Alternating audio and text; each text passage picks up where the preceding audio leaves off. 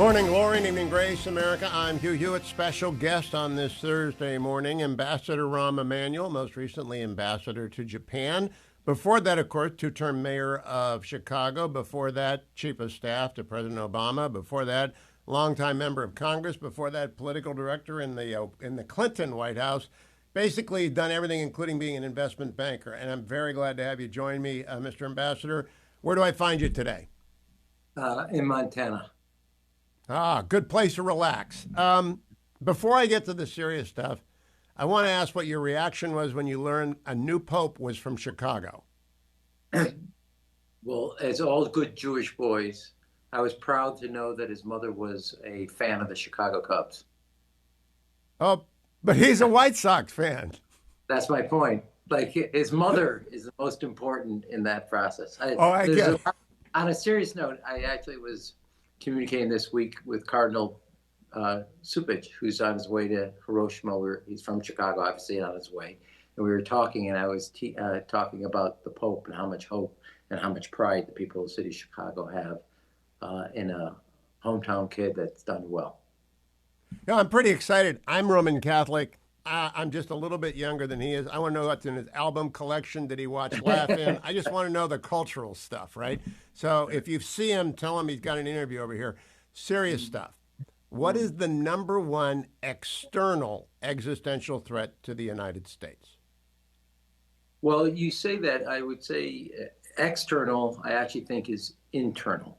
And I say that, I wrote a piece for the Washington Post when I was wrapping up being ambassador, what I learned about China and the region, what I learned about Japan, and being away from America, what I also learned about America, it's the good, the bad, and the ugly. And I actually think the biggest challenge externally is if we're not strong at home, and I don't mean in the kumbaya sense, although that's a portion of it, we can't actually deal and deter all the external threats. So I actually do believe that the biggest external threat we have is at home, which is the strength and the capacity for us to both be politically, economically, and strategically successful and calling on all of America's strengths. So I actually Well, I'll think it's come back around to the internal divisions in the country, but I was wondering if you would say China. Do you think no, China's our biggest threat? there's no doubt because I think when Xi becomes president and premier, uh, China goes from being a strategic competitor to a strategic adversary. We were late to realizing the shift in mindset by China. They were no longer, there's a lot of, that goes into this from the 2008 financial meltdown, et cetera. There's a lot of components to break apart on that analysis. But Xi makes a fundamental change not only about China, but in the relationship with the United States. And we were, hope overcame reason in the sense of understanding that China wasn't not only playing by the rules, but they made a shift strategically, and we were late to coming to the understanding. I think he actually gave us a wake-up call, and had he stayed silent or more oblique, we would have lost a decade when we lost really closer to half a decade, maybe just a tad more. And now we're aware of it. I'm not sure we're doing everything to meet it. President Obama began what is called the pivot to Asia. Donald Trump has continued it. What do you make about that redeployment of American military strength in numbers and in capacity to the Pacific? You know, I happen to think it's very important militarily. I happen to think our multiplier, we can get into this, is making sure that Japan, Korea, South Korea, Australia, New Zealand, India, the Philippines, all our allies are aligned and pulling in the same direction, both on economic deterrence and on strategic and military deterrence. I don't think, as a father of two kids in the Navy, one full-time and one reserve, I don't think it's only about our military. Our economic power, take an example of export controls on semiconductors. They're effective because Japan, Korea, Taiwan, and the Dutch all lined up with the United States shoulder to shoulder. If you think you're going to do it by yourself, you're going to be the odd man out. There's basic pivot here. Our goal is to isolate the isolator China. China's goal is to isolate us. And I think that we have to use our economic strength, our political strength, and our strategic strength to our advantage. Look, even countries that aren't quote unquote allies in the region, they do not want an undeterred, unhinged China. They welcomed America as the counterpoint. And so to me, that's the key thing, and to build on that across each of the spectrums or each of the component parts.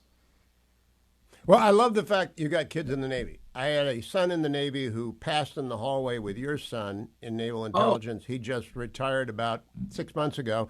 And then I have a son in law still on active duty. And so I'm always hearing about our Pacific deployments. You know about then how important it is that we keep a robust submarine and carrier fleet out there. Do you think we're building for a future to face China, or do we need to rethink strategically? well, first of all, you always have to think constantly strategically. If you basically have a consensus, there should always be a group of people questioning the consensus. Now, there was a great story in the Wall Street Journal this week. I say great because it underscores something I've been advocating, wrote about when I was ambassador, which is we are not building the Navy and the capacity from submarines to other things, other parts of the Navy fast enough, and the supplies we need fast enough. And that means we got to call on the strengths of our allies, which is I advocated for repairs of the Seventh Fleet that's based out of Japan, to be repaired in Japan, keep them in theater, and use the United States power and capacity industrial to build new and additional, and not clog up the system with repair work, which we're way behind on. Second is we have the only part of the world where we have our aircraft carrier permanently based is in Japan in the Indo-Pacific. There's got to be a potential to call on the other parts of both the Navy, the Marines, and the Air Force in different ways to think strategically, think about the challenges, and not just Taiwan. You have the Philippines, a sovereign nation and a treaty ally, and the South China Sea is 14% of the world's entire fish catch. 40% of the GDP of the world goes through those waters. And China is trying to change the facts for both for Philippines, Vietnam, and other countries that surround the South China Sea. And so you have to think of it from that strategy as well. The best Well, offense is an effective, credible deterrence. I agree. That's Teddy Roosevelt to Ronald Reagan to the present day. Now, you may have overlapped with Admiral Paparo, whom I have not met, but I love the fact he said Okay. we have to make the Taiwan Strait be a hellscape if China attempts to cross it in force. Do you agree with the Admiral? Well, Poppy is his code name, and I agree with whatever Sam says. I take as face value. He's a very smart and very strategic thinker, as his predecessor, the long Aquilino, John Aquilino, was. I think they no doubt had the part of the credibility of the deterrence on the military side is not only the United States, not only Taiwan, but our allies being part of that and making sure that it is in a, since China has never ever fought a Navy war or a naval led military effort, that they understand the command of the seas is something the United States and Japan and other countries and Australia understand, and we will make it so hard to think about it. That credibility of doubt creates its own deterrence. I agree with that. Do you believe Xi is ever going to loosen his grip on that country, Ambassador Emmanuel, because he is different from previous Chinese leaders? Look, I mean, they're shades of each other. He has taken it to a higher level. There is no way he will loosen his grip uh, because of his own sense of protests, whether they were in Hong Kong or when there was housing protests in China itself in the mainland. There's no way he will loosen in his grip. And look, follow the money. He has spent more on domestic security than he has on his own military security and the projection of that power. That tells you there's three senses of vulnerability in China historically: one around food, one around energy, and the third is around the Chinese people. They live in constant fear of the Chinese people. That is one of their big insecurities. And so therefore there's, based on history and based on culture, no way will the Chinese Communist Party under Xi loosen their grip and control. And I think if you think about COVID, it used to be if you wanted to get rid of a political opponent or you send them away. The iPhone or the phone, mobile phone, they have now realized how to bring the gulag to you. You can't get on a bus. You can't go shopping. You can't go to the grocery. You can't leave your neighborhood. You can't leave $5 because they know where you are. So the concept, like Russia or the Soviet Union, where you used to send a political dissident to Siberia, the Siberia now comes to you. That's very well put, and I agree with that. Do you think most Americans understand the nature of the Chinese political system and indeed Chinese espionage in the United States? I don't think most Americans, and I don't think most of the political class either. So I wouldn't distinguish the Americans. I think our political class on both parties, both things have, we give you an example. Political class, I'm guilty of this also. Sometimes it's used the Cold War metaphor. It's actually wrong and it leads to wrong conclusions. What do I mean? When we had a Cold War with the Soviet Union, well, Soviet Union and Russia specifically as the anchor of the Soviet Union, the Warsaw Pact, was maybe 7% of the world GDP. We had zero trade. Here we have over $1 trillion a trade. China is close to 20% of the world's GDP, and it is not a military conflict alone. Xi has made sure that the future of the United States battle with China is going to be on science and technology. Why I oppose what President Trump is doing, one of the reasons, not the only reason, is because while they're investing in quantum, while they're investing in AI, while they're investing in biotech, we are cutting our investments in the National Institute of Health, the National Science Foundation, DARPA, and all the other aspects that make up America's scientific and technological leadership. It is a unilateral disarmament by the United States of America led by President Trump.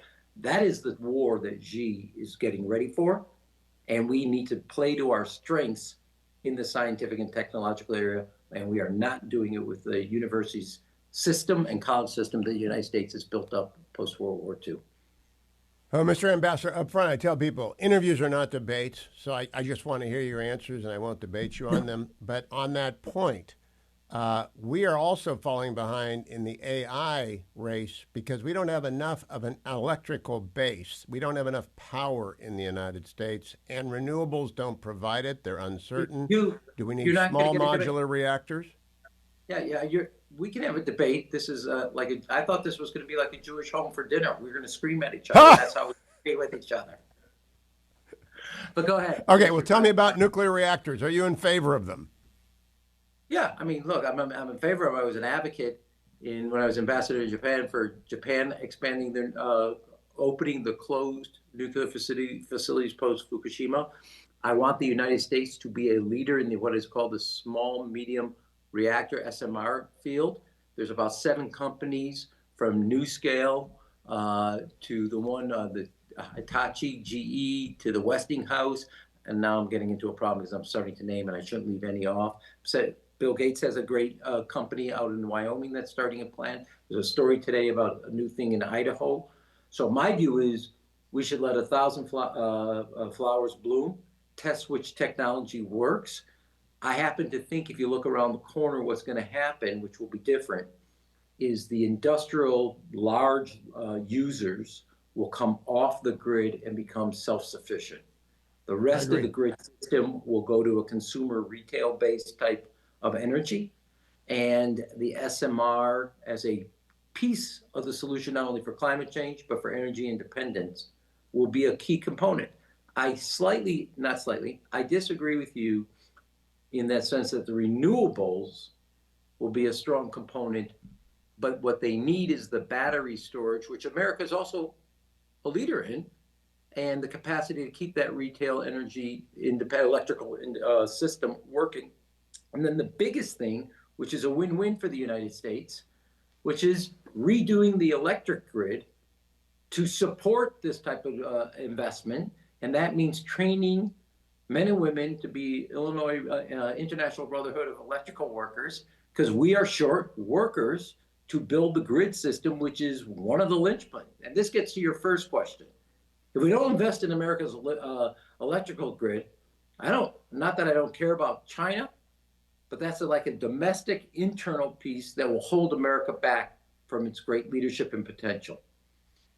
Now, we are in 100% agreement. Last China question. Are you familiar with the case of Jimmy Lai?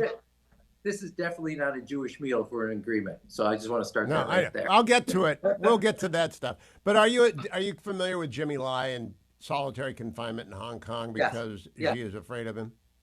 Yeah. Because of President his, Trump, President Trump and Secretary Rubio have assured me on this show they're working to get him out. Do you think they'll get him out, or is Xi just going to say no forever?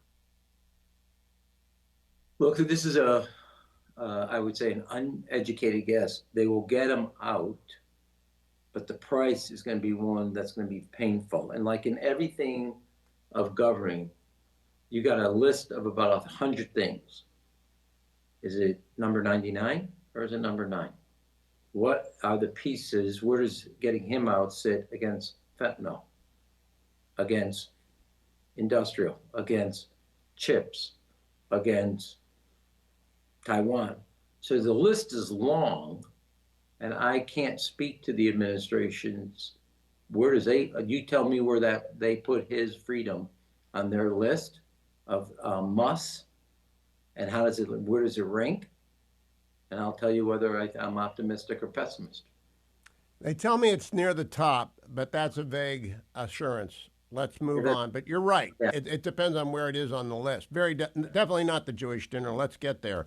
Should we allow allies like South Korea and Japan to build warships for us? Not just repair and maintain them, as you pointed out, we could do in Japan tomorrow, but build them for us against the Jones Act, for example.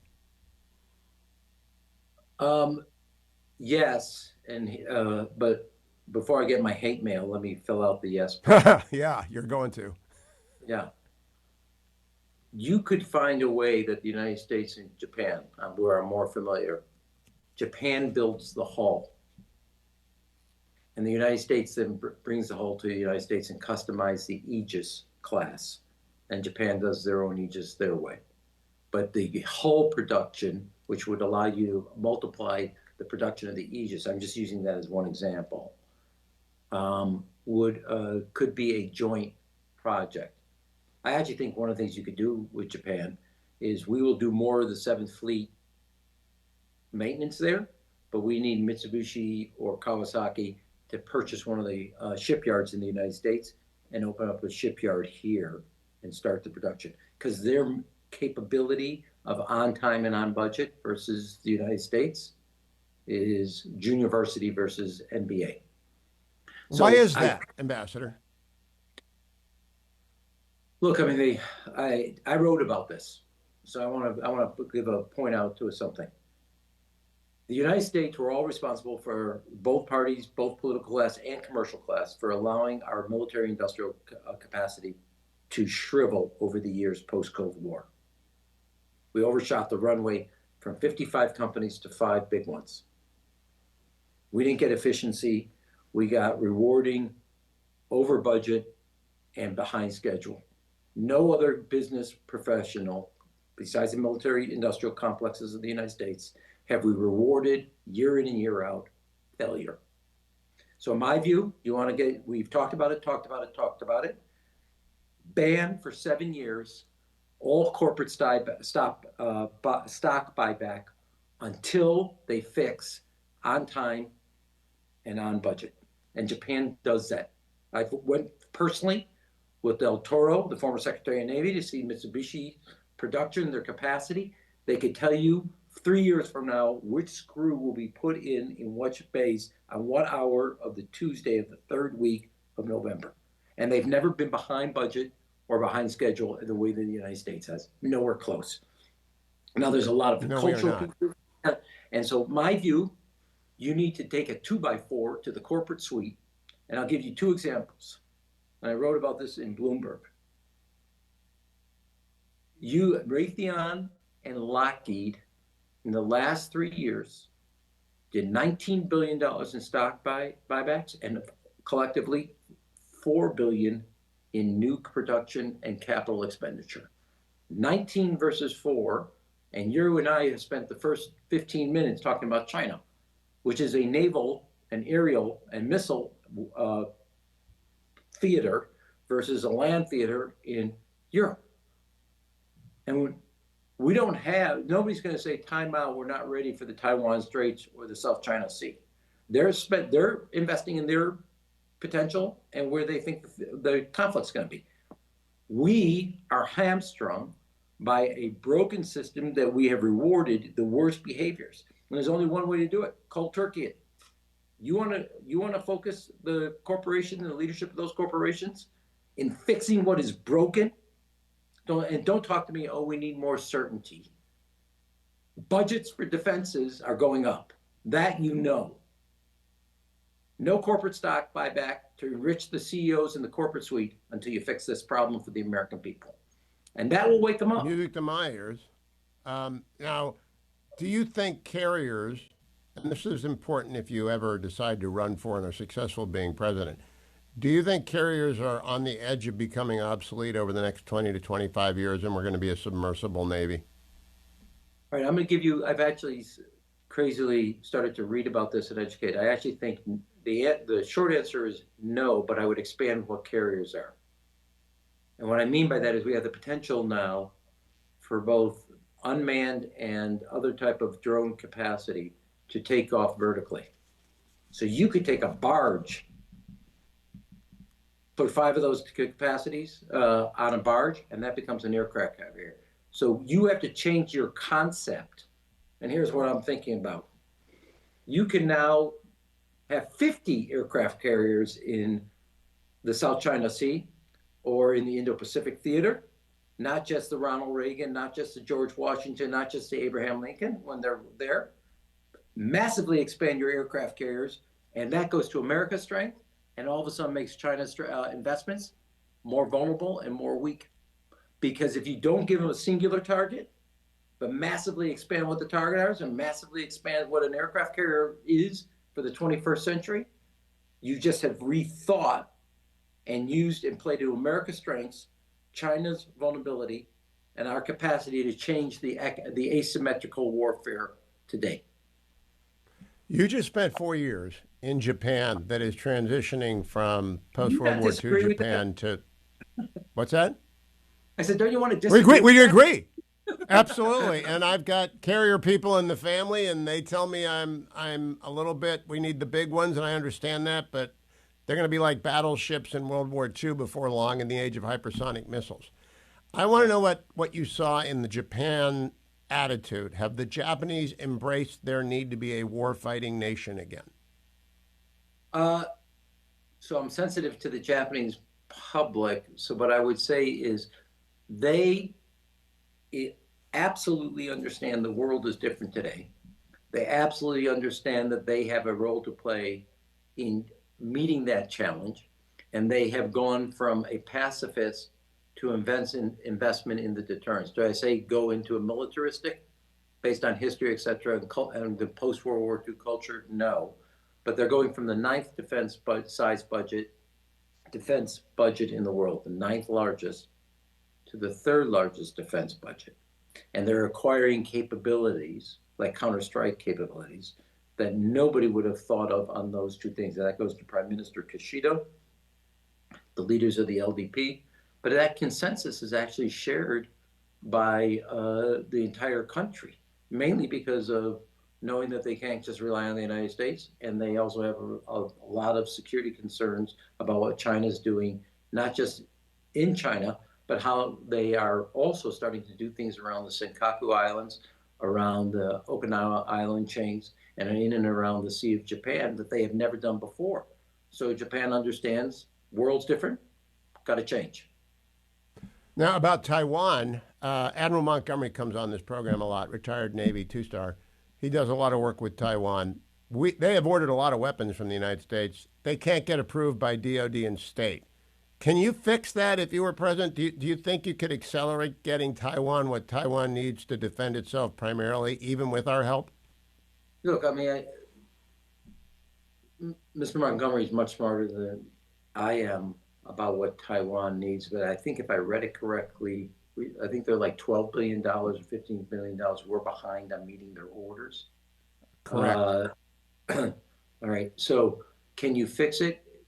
Yes, you can fix it, but it requires putting white light heat on the bureaucracy. Let me give you one example of what I mean. Japan produces the Patriot, Mitsubishi Heavy Industry. They make it. They have the capacity on site to go up to 75 missiles a year. They were making just a couple of years ago 35. Now they're down to single digits. Why? Because we can't get an agreement in the United States to get them the stuff quick enough and for the capacity to make the pay. So can they? Can we do it? Yes. The only way, and I spent countless hours with good people, both in state and Pentagon, trying to get this. You have to make a decision like on proprietary technology, the risk. It's not risk free, but governing is choosing between bad and worse. If you want to get Japan, which is one of the only countries that can produce up to about 150 if they took more real estate capacity, right now in the existing industrial capacity 75.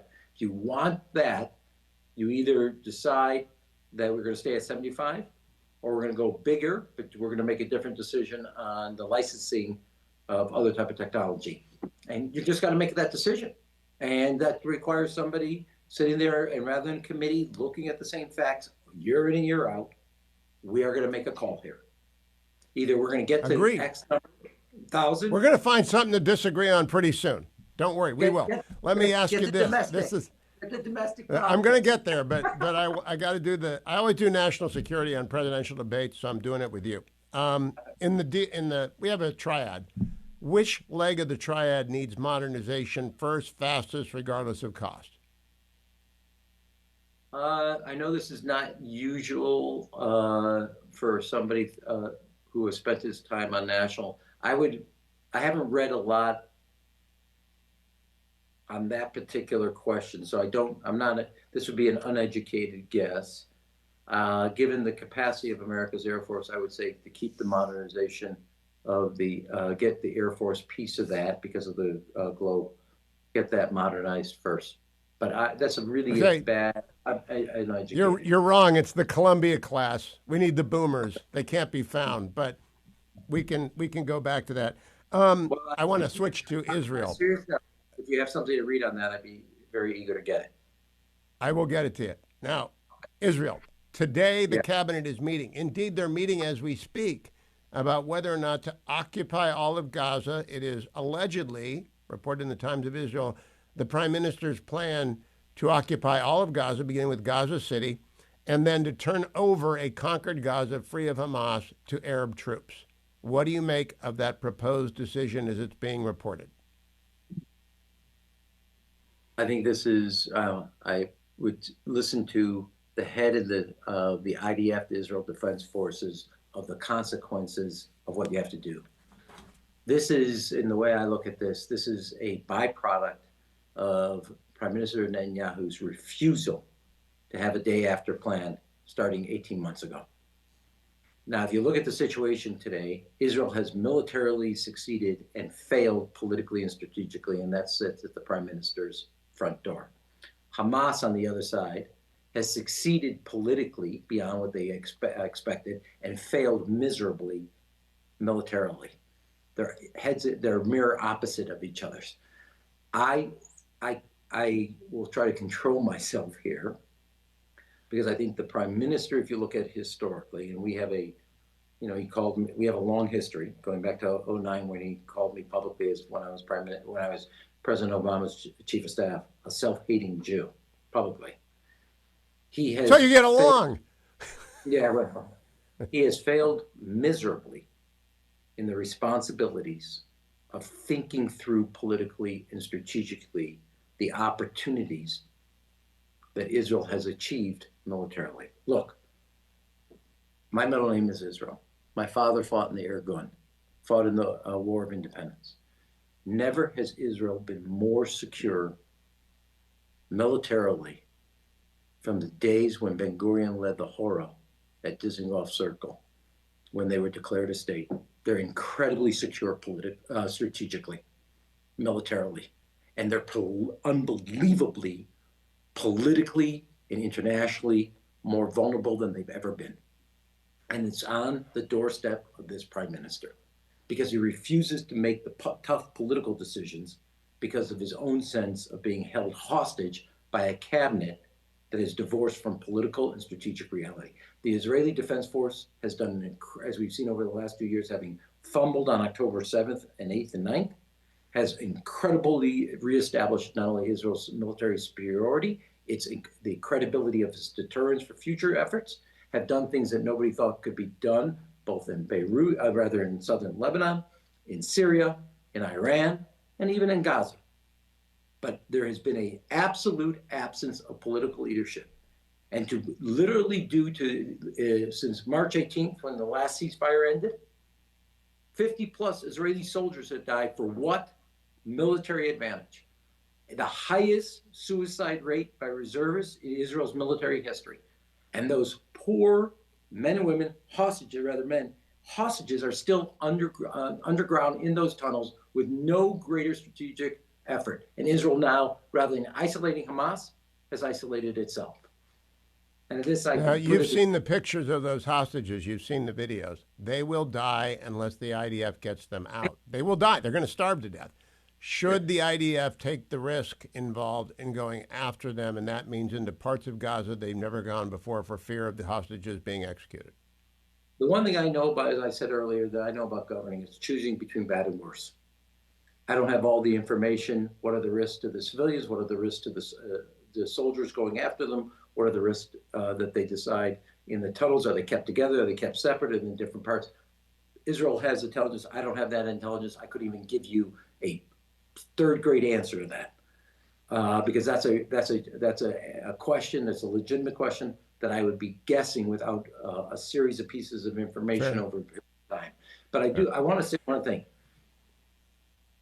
What is going on, for also an example of what I mean by the prime minister, is absolute abject responsibility to the state of Israel and to the Jewish people and to the strategic position of Israel. To stand up there a week ago in front of the world and say there's no hunger, there's no malnutrition, destroys the credibility you need when you make other claims. And he has failed the one test of leadership that is essential.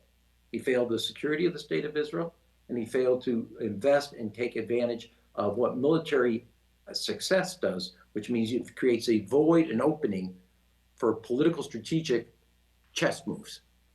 And he refuses to do it because of his own political calculations for his own security, and he's put at risk the rest of the Israelis' own future potential. I've heard these criticisms from people like Haviv Reddy Gur. I've also heard Dr. Michael Oren make some of these criticisms, and I've heard Amit Segal give counter arguments. I am not an Israeli, so I just look at them as the equal of any of our strategic allies, and I'm glad they launched Operation Rising Lion, and I'm glad President Trump did Operation Midnight Hammer. Is Rahm Emanuel glad that both of those two things happened? Look, so the first part, rather the second part on the Iran, I do think it was the right decision to do. They actually not only destroyed the nuclear, I think they actually degraded it, that it's incredibly costly. Iran's efforts for the last 40 years are now blown up from southern Lebanon to Syria, and also when the Israeli Air Force occupies and controls Iranian airspace. It's an incredible effort. I have some doubts about whether I'd make that decision as President of the United States based on Israeli intelligence that's direct opposite of your own, to be studied and analyzed. Now the question is, what's the day after? And again, the prime minister has failed, both in Syria, Lebanon, and what vis-a-vis Iran, vis-a-vis what I mean Iran, for the rest of the Gulf countries, and specifically also with Saudi Arabia. For fear, there's a good chance he'll be prime minister if you ever become president. Can you work with him? Because your old boss, President Obama, sure couldn't. Well, I work with anybody. I mean, I could work with President Xi. I've been as critical there too. As you know, they went after when I was ambassador. They basically 4 or 5 times went from the podium, went after. I'm up front. You know where I stand. And could I work with them? I can work with a lot of components of the Israeli government. Work with a lot of components of both friend, foe, as ally, as well as not aligned. That's a responsibility. But I'm going to be clear about my position. I make the decision to do that. Now, as it relates to Israel's other pieces of its security, I have been supportive of that effort and consistently supportive. But you have to understand that the military is one piece that it creates a platform for the political and strategic to then secure. That is the only way you lock down. Like, look at this in the history of Israel. They have Can secured things you with. Oh, go ahead. can you be that clear about President Macron's comments on a Palestinian state? I think that made him an accomplice of Hamas. I think it killed another hostage deal, and I think he's responsible for at least half of the 20 still being in the tunnels. What do you think? I don't think he's responsible for that. The responsibility sits with what Israel did and didn't do, what Hamas did and did not do, and refuses. Now, look, I come from the position Israel uses its missiles to protect its population, and Hamas uses its people to protect its missiles. Much different moral equivalents. They're not even equivalents. I think I don't want to speak for President Macron, but my guess is there's some massive frustration that Israel hasn't thought about what's next. That's on Israel. There are things you have to decide and do, and I don't support the idea that you unilaterally call for a Palestinian state. You work for it, but you have to understand also, and I am sympathetic. I've worked going back to the Oslo Accord with President Clinton and President Obama. There's a belief that you can have a one state, I think, but you can't have second class citizens in that one state. That's crazy. So, like Rabin, not exactly a softie when it comes to Israel's security, understood the future. The other party, Prime Minister Omar, understood that the security of the future of Israel. That's why you try to negotiate the '06 agreement. Ehud Barak, at the end of President Clinton's background in 2000, at Camp David. Everybody, look, the Palestinians have, and the Palestinian leadership failed 3 separate times to say the word yes with 98% of what they could have gotten, 99%. So they own that. But that doesn't mean you are clean of your hands and you can say, okay, well, they failed. You have a responsibility. Ambassador, there comes a Yeah. point where realism takes over, and we're not going to get a Palestinian state in my lifetime because of 10/7. It's going to take a long time for the Israelis to trust another independently operated Palestinian enclave not to do what happened on 10/7. Do you agree with that assessment? Yes, but here, look, I agree with that in this sense, but that doesn't mean you're done. There's Egypt, Jordan, and the Gulf countries ready to do things that they would never do 5, 10 years ago. You have to make the first Agreed. question isn't that. The first question is Israel's long term security, and when I say long term, I'm talking about a decade or two, in the present situation? All right. No. Let's go And I to don't, domestic so politics. don't agree if you wait a second. If you agree that long term security is not the status quo for the next 20 years, then you start making other types of calculation. I think the Gulf countries and the Arab countries surrounding Israel, a number of them, specifically Egypt and Jordan, would be ready to step in and do certain things of standing up a technically capable Palestinian governance that would deal with meeting the aspirations of the Palestinian people in a way that Israel can't and shouldn't. And that solves some of the So, political and economics. this is the bridge to American politics. There is a new left wing in your party that wants to, quote, globalize the intifada that is running Mr. Mamdani in New York, socialists in Seattle and Minneapolis that are simply radical and anti Israel. One, what do you think about them? And two, do you think the Democrats will ever nominate a Jew to be president or vice president again? Yeah, well, one, on the first part, I've already spoken to the fact that I don't believe calling for a global intifada uh, is part of the core of what the Democratic Party would present. It's not. You're calling for the destruction of the Jewish people. That Correct. is what the Intifada 1, Intifada 2, and globalizing mean. And I don't know any of these individual candidates across, but I don't know them. But the idea that you would embrace the concept that both the state of Israel and Jewish people could be killed because of both their identity and their nationhood or their beliefs like Zionism is not welcomed in the Democratic Party, is not welcomed in America, regardless of party. And there are elements in both parties that are talking differently about both Jewish people and the state of Israel. As it relates to a Jewish a nominee who could be Jewish for the Democratic Party, the short answer is yes. And I say this based on reference and rather referential experience. When I ran for Congress, I hope you're right. I just think your party's lost a lot of its bearings since Bill Clinton. It's gone left, left, left, woke, woke, woke, and off the edge. Can you get it back? Can you throw them a rope and bring them back up to the top? Yeah, Hugh, I don't mean to do this to you, but you and I could be isolated on the same island at this point because your party's gone right, right, right. Okay, so in my own view on that. That said, I do believe, and I think this is an important lesson.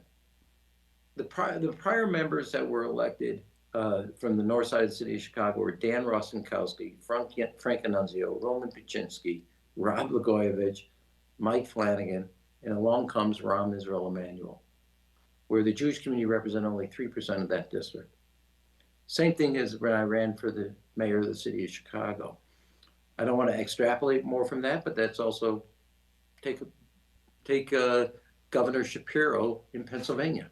It's not more than great friend of the show. We love him. Yep. Okay, but my example is you have both the city and that state where ethnicity, background, history, name, etc., culture, faith play an important role in politics, as they always have in America. They reach past racial distinctions and saw a person, a character, and capability. And I believe that's true about America. I think that will always be true about America. And that's why I think it's sad when we turn Americans against each other rather than, as President Lincoln once said, to our better angels. We must be friends, not enemies. Let me ask you, Rahm Emanuel, have you read Jake Tapper and Alex Thompson's book, Original Sin? Yeah. Is it true what your brother was yelling at the gathering for the weekend? The one thing I know about being an Emanuel is don't speak for the Emanuel brothers. Look, they have diplomatic. They have a chat. No, they have. Well, doesn't mean that we don't try. They have a Chatham House rules there, and so I wasn't there that year. I was in Japan, but I know from my own conversations with Ari, there's one thing you should know about Emanuels. You will never leave a conversation saying, "Well, what is their opinion?" We'll give you an opinion whether that's for it or not. All right. What is your opinion of the bad high school theater going on with Texas Democrats fleeing to Illinois? Because that's what it is. It's bad high school theater. You say that, and I don't. Let me say this. Look, as somebody who's practiced the dark arts of redistricting, that goes out. That's been going on in politics for a long time. That's why the term gerrymandering has a couple hundred years behind it. Okay, 1812. Yeah. Right. What hasn't happened is the idea that because you're scared of an election result, you rewrite the rules midway in the game. Not redistricting. Now, I happen to think we should be focused on reducing the cost of living. They want to focus on redistricting. If you are confident in the success of the one big, beautiful bill, you really think you'd be trying to redistrict and eliminating 5 seats? There's yes, because Illinois did it, and Massachusetts did it, and Maryland did it, and the Texas Republicans were timid. Hugh, I've read enough about your history of your experiences with Ronald Reagan and that type of Republican. You would not decide in the middle of a decade to play politics again. We got big challenges. We got a third of our kids are behind reading levels at national level, and we're doing redistricting. That is turning America against America, and it is I get gerrymandering, and I get the reforms of California, New York, and Iowa. I'm pro those reforms, but the idea that you're going to do this right before the midterm election on the presidential, not because you're confident of the voters in the voters' decisions to say, I agree with what you're doing. You're not confident, so therefore you're trying to rig the system mid-cycle. Now it's new. It's an innovation. No, it's an innovation. It hadn't been done before. But Democrats elected. I won't talk over you. Go ahead. Look, you have today there was data out again, highest level of unemployment. You have more people not looking for employment. You have the inflation up, which is what he promised to deal with. So rather than dealing with reducing costs, we're going to deal with redistricting. That is what's going on. And you're basically Yeah, wanting to rig the system. And that what if the reason people are reacting like this, Hughes, because this is different. Gerrymandering, we get. Everybody gets because it's been going on for a long, long time in American politics. Doing it right before a midterm election in mid-cycle, that hasn't always been done. And don't make them the no, same because it's new. Unless it's been ordered by a court, it's new, but it is constitutional.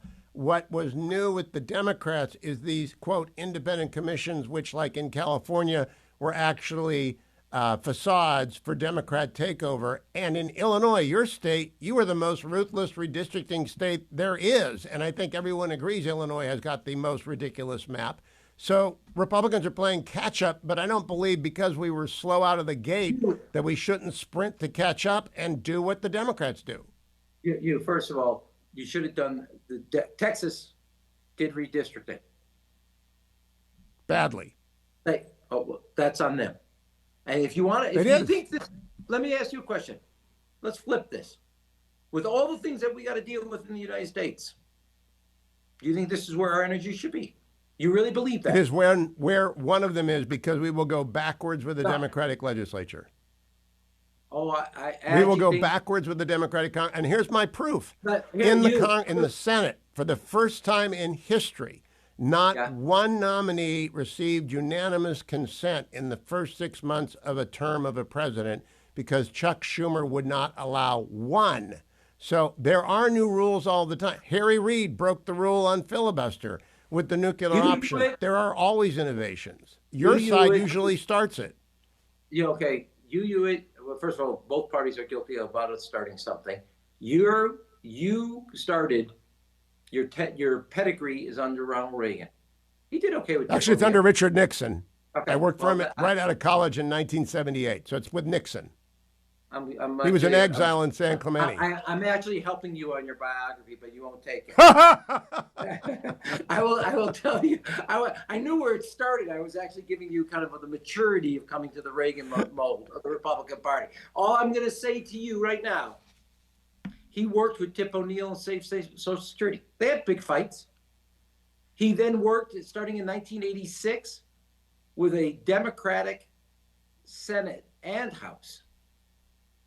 And he was capable of doing that in the final 2 years. If I'm not mistaken, I think he also got welfare reform signed in the final 2 years. So I'm saying, this don't act like this is, just normal playing catch up. This is new. Ronald Reagan would not have done this. Richard Nixon would not have done it. Richard Nixon also had a Democratic House and Senate. This is totally different. And there are some totally different things.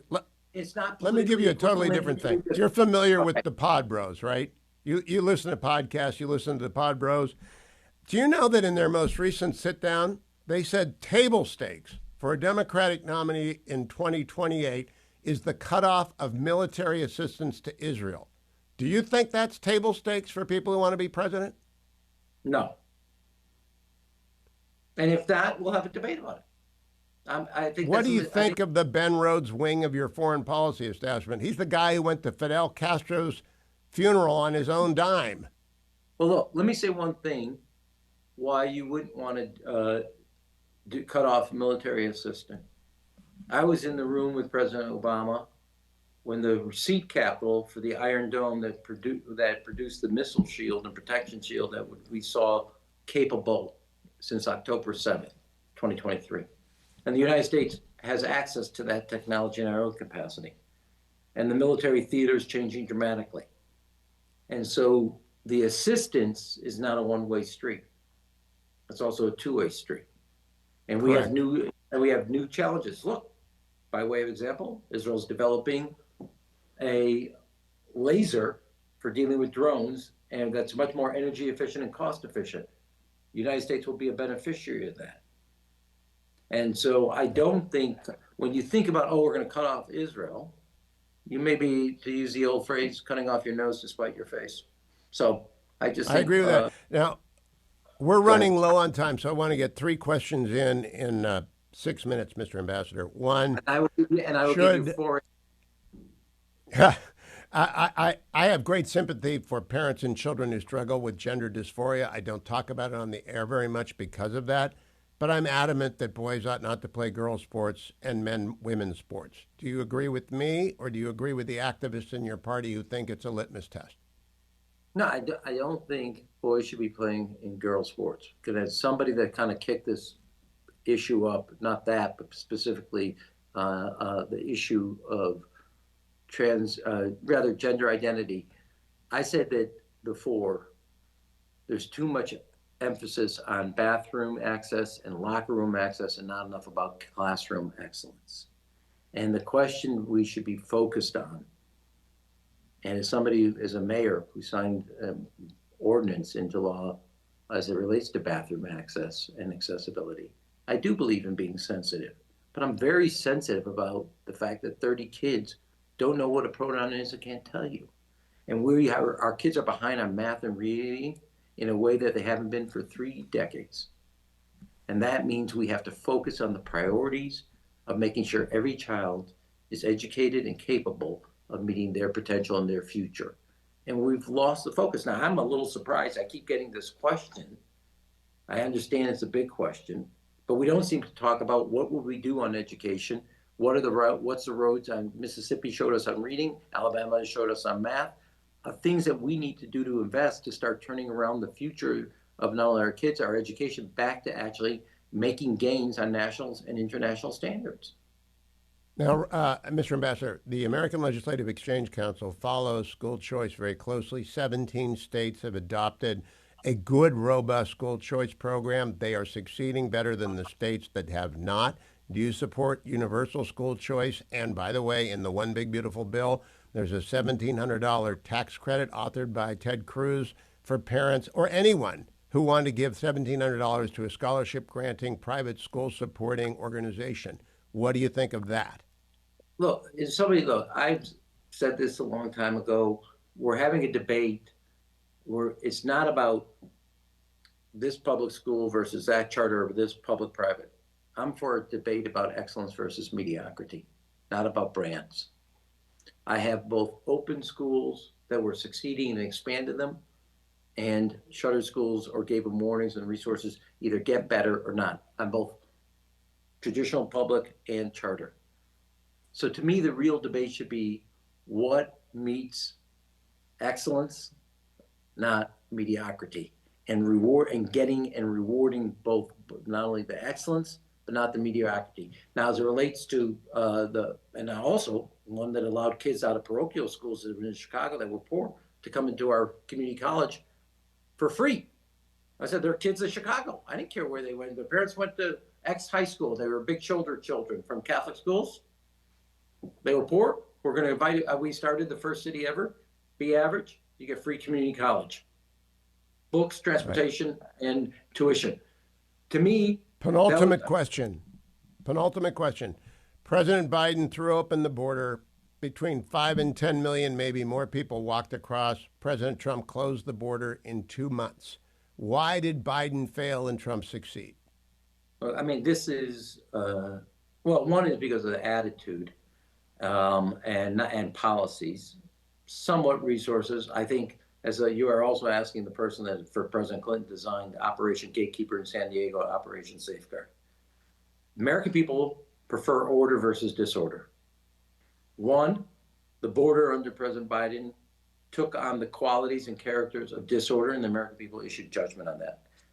However, I happen to think while you focus on what Trump has succeeded at the border, he, given what he's doing inside the United States, is now the sponsor of disorder. And that's why the American people have now flipped on their position of what he's doing on immigration. And even elements within his own party are saying, what are you doing going after people that are working and abiding by the law? What are you doing going to hospitals? What are you doing to people who are abiding by the law and showing up at the courtroom to follow the immigration rules that we have established and seizing them? And so the Nothing reason would be easier to get done in the United States as if the Democrats brought forward a serious immigration policy. Nothing would pass faster with Dreamers, resources for ICE, and you know, allowing people regularization, but no, nothing would be easier if Democrats got real about this. Hugh, I want to, as somebody who's practiced politics for a good portion of his entire adult life, in a real way, you say the Democrats. I happen to have a view that the Oval Office has more control than anybody else. Just do, having been both a mayor, chief of staff, and a senior advisor to another president, And a congressman. and a congressman. And so when you say a party that is neither the majority in the House or Senate, doesn't have the Supreme Court, and doesn't have the Oval Office, they're the responsible party. I'm going to have to call you off. Why is it sides. irresponsible? I'm saying So they number could two, fix it. Number two, I'm now going to go on a limb. So this is the bigger headline. We have more consensus on how to confront illegal immigration at the border and the workplace than ever before in the last 20 to 30 years on politics. Correct. We need to have a debate and move it not from enforcement alone, which I'm for, and the Democrats are for, to a discussion about what comprises legal immigration. We are both a nation of laws and a nation of immigrants. And what we need to do is honor both traditions and both practices. And I happen to also, just to be full truth in advertising, and the reason I want to have a debate about legal immigration, because we now as a country have a consensus on illegal, is because the legal immigration is where the Republican Party divides against itself. And I think we can fix that divide. Here's where I want to conclude. Senator Cotton's a good friend, comes on the show every week. Would you join Senator Cotton on this show to talk about immigration exclusively? You've done Megyn Kelly. I listened to Amy Walter. You're great on the one-on-one. I'd love to. I don't know that Senator Cotton would agree, but he does care a lot about immigration. He wants to lower himself to my standards. What's that? I said, I don't think Senator Cotton wants to lower himself to my standards. Oh, I'm sure he would if you were talking about immigration only. Would you do that? How about that? Yeah, I don't have a problem with that. So you are you're basically available to anyone to talk to. Is this a conscious decision? Because Secretary Clinton came on the show after the election in 2016, and she admitted on the air she should have done shows like mine before the election. John Kerry said the same thing when he came on. Are you going to talk to conservatives? Well, 2 weeks ago I did Megyn Kelly show. I'm hoping that you have more than just a conservative audience. You have the people interested in politics. But yeah, I think, look, you can't say you're inclusive and then have a big strain of exclusivity. Now, I don't know if I'm going to run for a higher office. I don't know that. But I happen to think we are at a critical point in this country. I wouldn't want to be a president for 48% of the country if I decided to do it. I'd make major efforts to try to make sure it's more inclusive. And I learned something. I want to find out which of the triad, which I should know, and I feel embarrassed, which of the triads needs to be modernized first. I learned something this show. But let me also say this. I used to do what is called Congress on your corner. Would stand at a grocery store, just meet people. When I was mayor, I called it Walmart walk-ins, Target town halls. When I was a congressman, a young woman told me about the problems taking care of her mother at a nursing home, and I introduced the Elder Justice Act that I passed. If you're listening, debating, exposing yourself, not just your ideas, but exposing yourself, a practice that I would say is a strength in an Emmanuel household, to listening, I got a lot to learn. Well, on that note, Rahm Emanuel, thank you for joining me. I hope you will be back soon and often. Thank you very much. Thanks, you.